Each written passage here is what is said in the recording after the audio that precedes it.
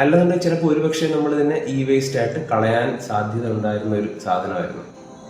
Okay, അത് ജീവനിലോട്ട് തിരിച്ചു വരികയാണ് സുഹൃത്തുക്കളെ, തിരിച്ചു വരികയാണ്.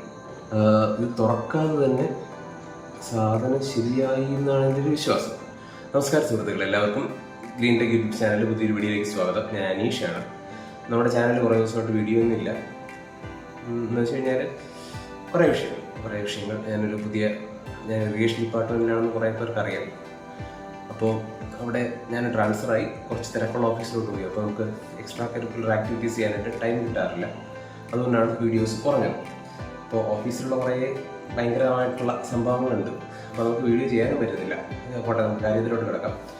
ഇന്നത്തെ പരിപാടി എന്ന് പറഞ്ഞു കഴിഞ്ഞാൽ നമ്മുടെ ജിയോ ഫൈ എന്ന് പറയുന്ന സാധനം. ഇത് എനിക്കൊരു 5-6 വർഷം മുമ്പേ വാങ്ങിച്ചതാണ്, ഇറങ്ങിയ സമയത്ത് വാങ്ങിയതാണ്. അപ്പോൾ ഇത് ഇപ്പോൾ വർക്ക് ചെയ്യുന്നില്ല. അപ്പോൾ ഞാൻ തിരുവനന്തപുരത്താണ്, തകരപ്പറമ്പ് ഭാഗത്ത് കൊടുത്തപ്പോഴേക്കും അവിടെ ഒന്നും വർക്ക് ശരിയാക്കുന്നില്ല എന്നാണ് പറഞ്ഞത്. അപ്പോൾ ഇതിൻ്റെ തന്നെ പണ്ട് വാങ്ങിയത് 2000 രൂപയ്ക്കാണ് നമ്മളത് വാങ്ങിയത്. കുറേ യൂസ് ചെയ്തു, നല്ലൊരു പ്രോഡക്റ്റാണ്. ഒരു ദിവസം ഫുള്ള് ബാറ്ററി ബാക്ക് പോയിട്ട് ഇടയ്ക്ക് ബാറ്ററി ബാക്ക് കുറഞ്ഞപ്പോൾ പുതിയ ബാറ്ററി വാങ്ങിച്ചിട്ടതാണ്. അപ്പോൾ ഇത് നമുക്കൊന്ന് തുറന്നു നോക്കാം. എന്തായാലും അധികം പേര് ഇത് കണ്ടതിനകത്ത് എന്താണ് ഉള്ളതെന്ന് അറിയത്തില്ലായിരിക്കും. അപ്പോൾ നമുക്കൊന്ന് ചെക്ക് ചെയ്ത് നോക്കാം. ആക്ച്വലി ഇത് 1-2 പ്രാവശ്യം ഉപയോഗിച്ചതിൻ്റെ ഇടയ്ക്ക് ഈ ബാറ്ററി ഇരുന്നത് വലുതാവും. ഇതിൻ്റെ എന്താ പറയുക, ബാറ്ററി വീക്കാവുന്നതനുസരിച്ച് ബാറ്ററി വലുതാവും. അങ്ങനെ ഈ ഭാഗം പൊട്ടിയതാണ്. അപ്പോൾ നമ്മൾ ഒട്ടിച്ചൊക്കെ എടുത്തിരിക്കുന്നത്. അതിനുശേഷം ഇത് നമുക്ക് കൊണ്ട് നടക്കുന്നതിന് കുഴപ്പമില്ല. എൻ്റെ വീട് കാഞ്ഞിരംകുളത്താണ്. അപ്പോൾ അവിടെ 4G കിട്ടാൻ പാടും. നമ്മളിതിനെ വീട്ടിൻ്റെ ഫ്രണ്ടിൽ ഇങ്ങനെ തൂക്കിയിടും. അപ്പോഴേക്കും കൂടുതൽ റേഞ്ച് കിട്ടും. അതിന് വേണ്ടിയിട്ടാണ് ഈ ഒരു സാധനം ഇതിൽ അറ്റാച്ച് ചെയ്തിരിക്കുന്നത്. ഭയങ്കര സംഭവമാണ്. ഓക്കെ, അപ്പോൾ നമുക്ക് ഇതിനകത്ത് എന്തൊക്കെ ഉണ്ടെന്ന് നോക്കാം. ഓക്കെ, അപ്പോൾ ഇതിന് നമ്മളിങ്ങനെ ഇരിക്കൊക്കെ വെച്ച് തൽക്കാലം ഒരു ഷോ. ഇത് പുതിയ ബാറ്ററിയാണ്. ഇപ്പോൾ അത് ഓൺ ആവുന്നില്ല. നമ്മളിങ്ങനെ പ്രസ് ചെയ്ത് വെച്ചുകൊണ്ടിരുന്നാൽ സാധാരണ പ്രസ് ചെയ്ത് വെക്കുമ്പോഴേക്കും ഇവിടെ ഒരു ഇത് കാണിക്കും, 3 ഡോട്ട് കാണിക്കും. അപ്പോൾ ഒന്നും ഒരു അനക്കമില്ല, ഡെഡ് ആയിട്ടുള്ള അവസ്ഥയാണ്.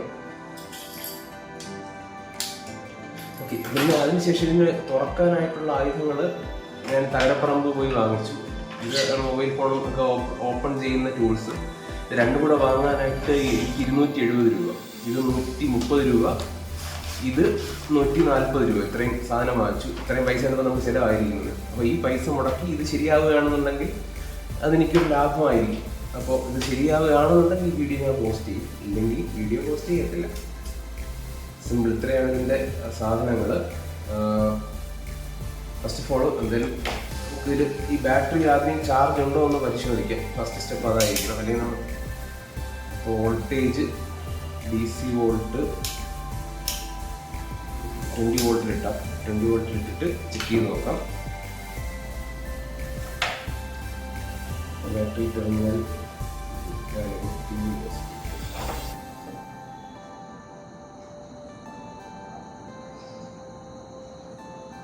ആക്ച്വലി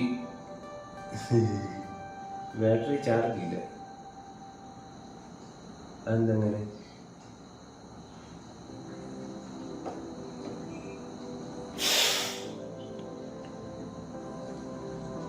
ബാറ്ററി ചാർജ് ഇല്ല. നമുക്ക് ചാർജ് ചെയ്യാൻ ശ്രമിക്കാം.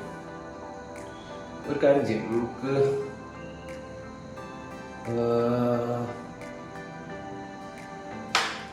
സ്വിച്ച് ബോർഡ് വെച്ചിട്ട് ചാർജർ കണക്ട് ചെയ്ത് നോക്കാം. അതിനുശേഷം നമ്മുടെ ചാർജിങ് ഇത് കണക്ട് ചെയ്തിട്ട്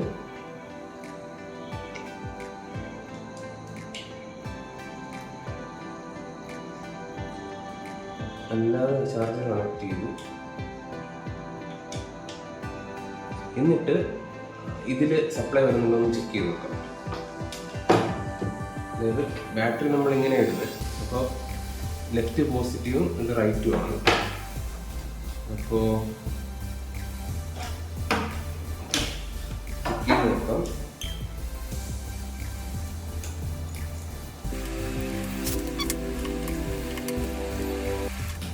മിക്കവാറും ചാർജിങ്ങിൻ്റെ ഇഷ്യൂ ആകാനാണ് സാധ്യത. സിമ്പിൾ മെത്തേഡ്, നമുക്ക് ഈ ഔട്ട്പുട്ടിലോട്ട് ഡയറക്റ്റായിട്ട് ചാർജ് കൊടുക്കാം.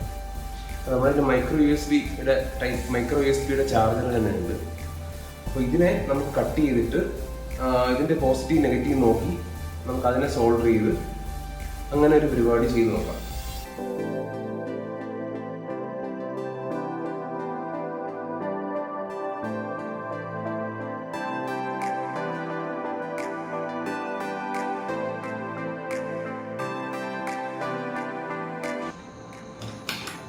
ഇവിടെ ശ്രദ്ധിച്ചാൽ 5.24 വോൾട്ടേജ് കാണിക്കുന്നുണ്ട്. ഇത് ശരിക്ക് നമ്മുടെ ഈ ഇതിലോട്ട് കണക്ട് ചെയ്യുമ്പോൾ അത് 5.24 ഇവിടെ വരണം.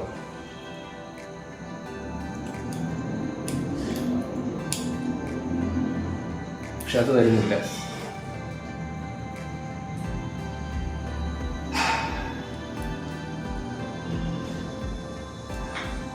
നമ്മൾ ചെയ്യാൻ പോകുന്നത് ഡയറക്റ്റായിട്ട് ഇതിനെ ബൈപ്പാസ് ചെയ്ത് കൊടുക്കാനുള്ള പരിപാടിയാണ് നോക്കുന്നത്.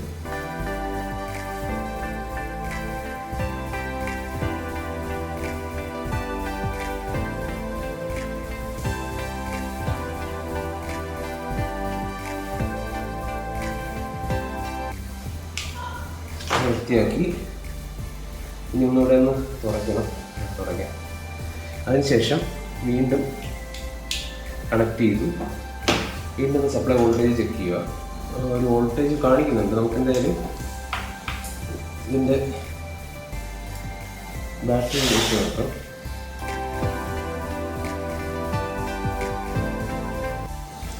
ഒരു മിന്നൽ മിന്നി. ഓക്കെ, അത് ജീവനിലോട്ട് തിരിച്ചു വരികയാണ് സുഹൃത്തുക്കളെ, തിരിച്ചു വരികയാണ്.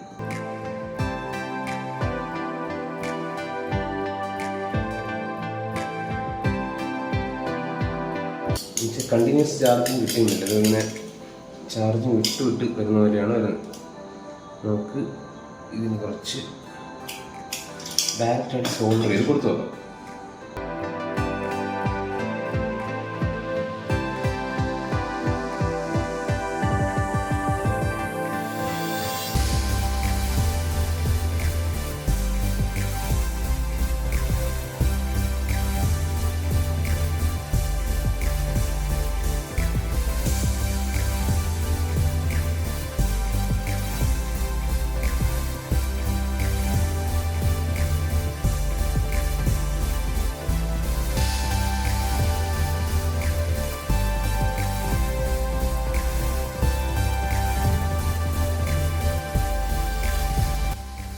യെല്ലോ പോസിറ്റീവാണ്. യെല്ലോ പോസിറ്റീവായിട്ട് സോൾഡർ ചെയ്തു. ബ്ലൂവിനെ നെഗറ്റീവായിട്ട് സോൾഡർ ചെയ്തു. സോൾഡർ വെച്ചു. എന്നിട്ട് നമ്മുടെ പരീക്ഷണം വീണ്ടും കണക്ട് ചെയ്യും.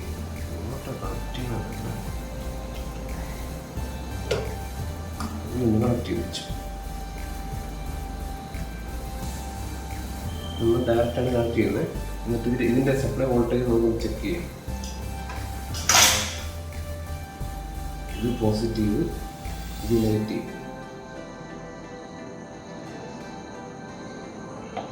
4 വോൾട്ട് വരുന്നുണ്ട്. ഇത് കനവ് കുറഞ്ഞ് വേറാണ്ട് ചൂടാവുന്നുണ്ട്.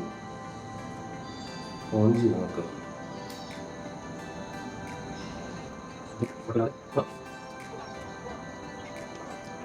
സാധനം വർക്കായി.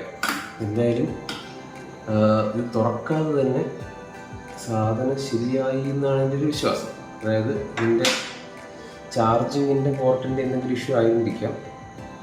നമ്മൾ ഡയറക്റ്റ് ഷോർട്ട് ചെയ്ത് കൊടുത്തു. സാധനം വർക്കാവുന്നുണ്ട്. ഇനി നമുക്ക് ഇപ്പോൾ തൽക്കാലം ചാർജ് ചെയ്യാൻ വയ്ക്കാം.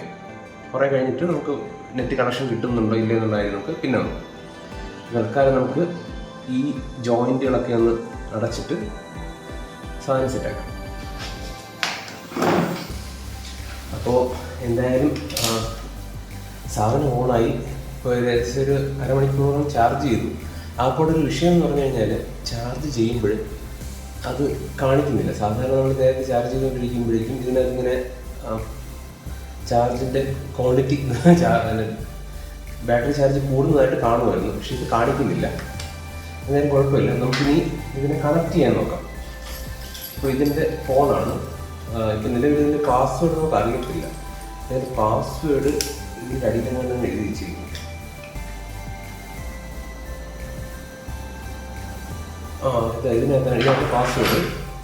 ഇതിനകത്ത് പാസ്വേഡ് എഴുതിയിട്ടുണ്ട്. ഓക്കെ, നമ്മൾ പാസ്വേഡ് എടുത്തു.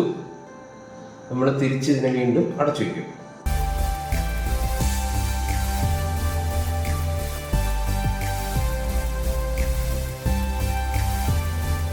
അത് കഴിഞ്ഞിട്ട് നമുക്ക് ഇതിപ്പോൾ ഈ വീട്ടിലുള്ള വൈഫൈ നെറ്റ്വർക്കാണ് ഇപ്പോൾ കണക്ട് ചെയ്തിരിക്കുന്നത്. ഇനി ഇത് കണക്ട് ചെയ്ത് നോക്കാം.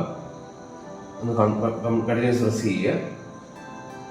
അവൈലബിൾ നെറ്റ്വർക്ക് സെർച്ച് ചെയ്യുന്നുണ്ട്. JioFi കാണിക്കുന്നുണ്ട്, അത് പ്രസ് ചെയ്യുക. എന്നിട്ട് നമ്മുടെ പാസ്വേഡ് അടിച്ചു കൊടുക്കുക.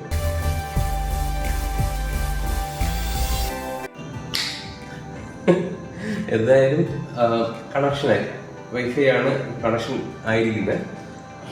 അപ്പോൾ ഈ വീഡിയോ എന്തിനാണ് ചെയ്തത് എന്ന് പറഞ്ഞു കഴിഞ്ഞാൽ, എനിക്കിപ്പോൾ എന്തെങ്കിലും ഈ ഒരു വീഡിയോ ചെയ്തുകൊണ്ട് ഏകദേശം 4000 രൂപ അടുപ്പിച്ച് ലാഭമുണ്ട്. അതായത് ഈ ഒരു സാധനം ഇപ്പം നമ്മൾ വാങ്ങണമെന്നുണ്ടെങ്കിൽ 4000 രൂപ വെച്ചാണ്. ഇത് നേരത്തെ 2000 രൂപയായിരുന്നു. മെയിൻ ജിയോ ഫൈബർ എല്ലാവരും എടുക്കാൻ വേണ്ടിയിട്ടാണെന്ന് തോന്നുന്നു ഈ സാധനത്തിൻ്റെ വില കൂട്ടിയിട്ടുണ്ട്. അപ്പോൾ എന്തായാലും സാധനം ഇപ്പോഴും വർക്കിംഗ് ആയിരുന്നു. അപ്പോൾ ഇതിൻ്റെ ഇഷ്യൂ എന്ന് ഉണ്ടായിരുന്നത്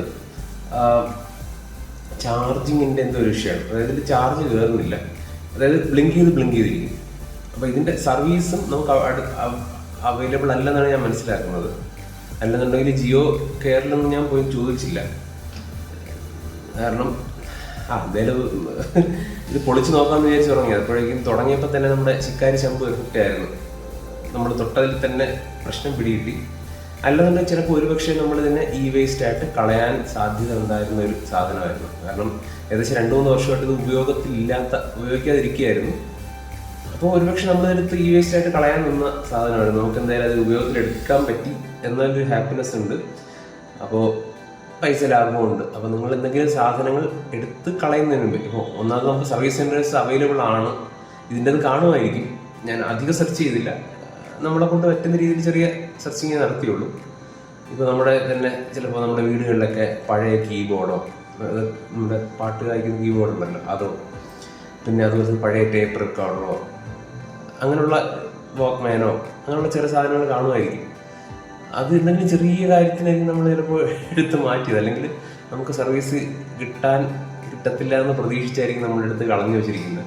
അപ്പോൾ വെറുതെ ഇങ്ങനെ സമയം കിട്ടുമ്പോഴൊന്ന് എടുത്ത് ചെക്ക് ചെയ്താൽ ചിലപ്പോൾ അത് മുതലാവും. എന്തായാലും ഐ എം വെരി ഹാപ്പി.